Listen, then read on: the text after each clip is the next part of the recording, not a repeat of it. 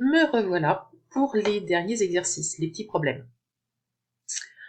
Alors, celui-ci était pour les CM1, pour les CM2. Il n'est pas très difficile. Après, ça dépend. Ou bien on rentre dans la logique de la proportionnalité, ou alors ça complique.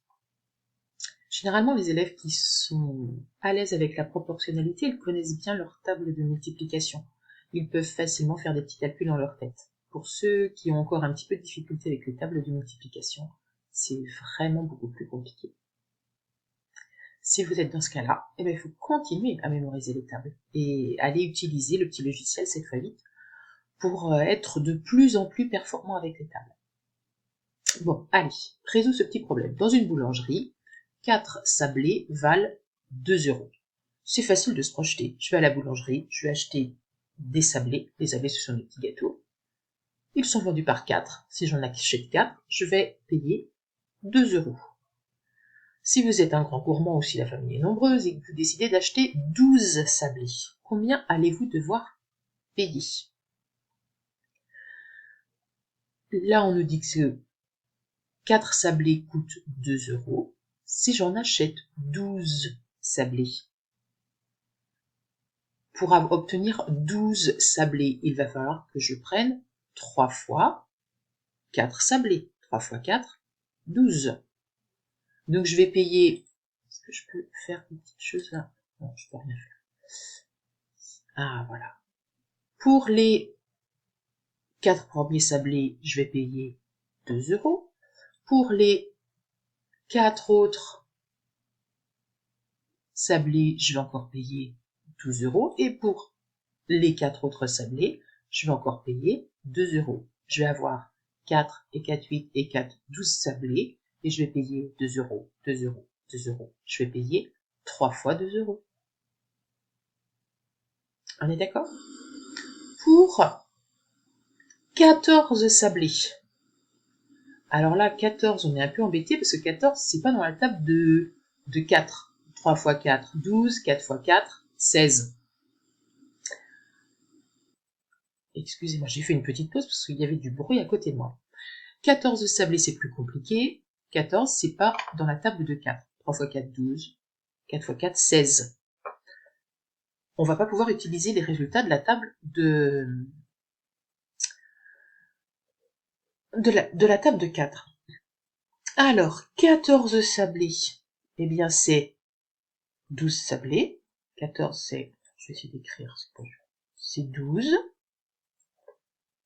12 plus 2. On est d'accord? Donc si on achète 14 sablés, c'est comme si on en achetait 12. Et puis après, 4. Pas 4. 2. 12 sablés, on vient de le trouver, on sait que ça va nous coûter 6 €. 2 sablés, combien vont nous coûter les 2 sablés? On sait ici que 4 sablés valent 2 €. 2 sablés, c'est la moitié de 4. Donc ça va nous coûter la moitié de 2. Est-ce que vous comprenez? La moitié de 2, c'est simple, c'est 1. Donc là, pour les 12 sablés, ça va me coûter 6 €, plus les 2 sablés, 1 €. Voici pour ce premier exercice. Pour les CM2 qui se seront lancés à faire les suivants, ou pour les CM1 qui étaient plus à l'aise, les exercices suivants. Le premier n'est pas trop difficile, il y a des petits changements d'unité. En vélo, Léa parcourt 500 mètres en 3 minutes. Elle a de la chance de pouvoir faire du vélo, Léa. Combien aura-t-elle parcouru en 30 minutes? Très facile de voir que là on a 3 minutes et là on passe à 30 minutes. Pour passer de 3 à 30, on multiplie par 10. On est d'accord? Donc si elle roule 10 fois plus de temps, elle va parcourir 10 fois plus de distance. Donc 500 fois 10, ça nous fait combien de mètres? qui est intéressant dans cet exercice-ci, c'est qu'on vous demande aussi de transformer les mètres en kilomètres. Vous avez normalement quelque part dans le classeur ou dans le cahier ou dans la pochette un tableau avec toutes les mesures de longueur pour pouvoir faire des conversions. Si vous ne le retrouvez pas, vous faites un petit tableau de conversion sur une ardoise, sur un papier, et puis vous pouvez faire la conversion. La deuxième question, combien aura-t-il parcouru en 1h15? Donc là, il faut faire attention. Là, ici, j'ai des heures. Ici, j'ai des minutes. Plusieurs façons de faire. Soit vous transformez ici le 1h15 en minutes, pour pouvoir parler dans la même unité. Soit vous êtes un petit peu malin, et vous vous dites 1 heure, c'est combien de fois 30 minutes?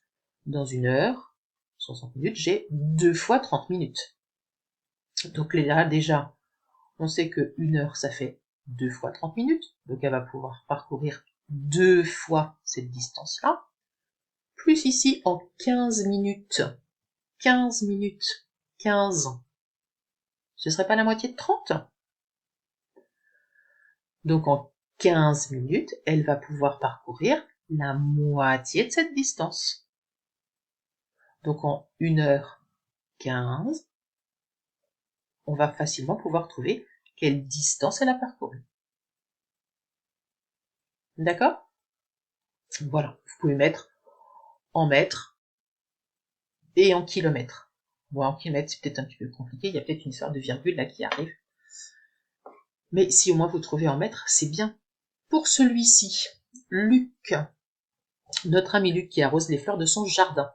Il remplit un arrosoir au robinet. Son arrosoir a une contenance de 12 litres. Il a remarqué qu'il lui fallait 8 minutes pour remplir son arrosoir et le vider. Ben oui, il est bien obligé de le vider pour pouvoir le re-remplir.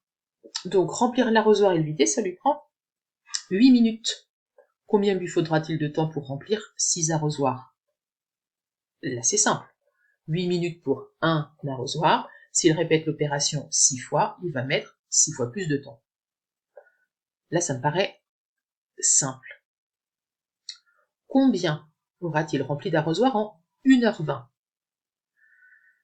Là encore, comme dans l'exercice précédent, on change d'unité. On n'a plus affaire à des minutes, mais on a affaire à des heures. Là, je vous encourage, pour cet exercice-là, à transformer le 1h20 en minutes. Allez, on essaie ensemble. 1h20. 1 heure, c'est combien de minutes? 60. Plus 20. 60 plus 20, 80. 1h20, c'est la même chose que 80 minutes. J'écris 1h20, c'est la même chose que 80 minutes. Ici, j'ai des informations pour 8 minutes. En 8 minutes, il remplit un arrosoir.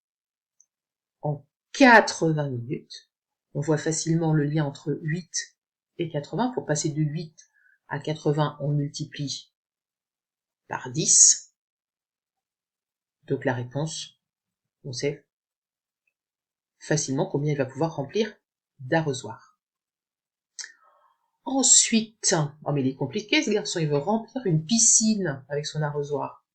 Bon, pourquoi pas? Allez, on l'aide.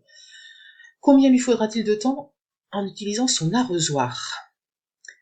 La piscine, elle contient 600 litres. Et oui, c'est grand une piscine. 600 litres. Donc lui, à chaque fois qu'il utilise son arrosoir, dans son arrosoir, il a 12 litres.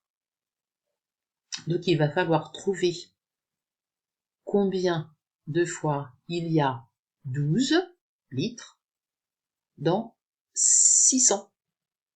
Et vous saurez combien il lui faut d'arrosoir.